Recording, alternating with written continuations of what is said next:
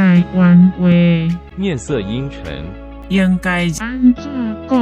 安怎写？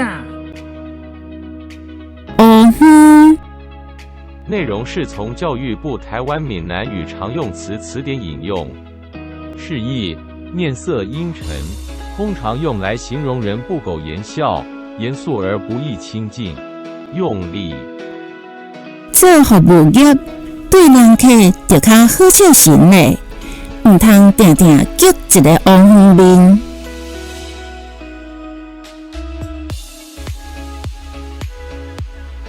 从事服务业，对客人的经常面带笑容，不要常常摆出严肃的神色。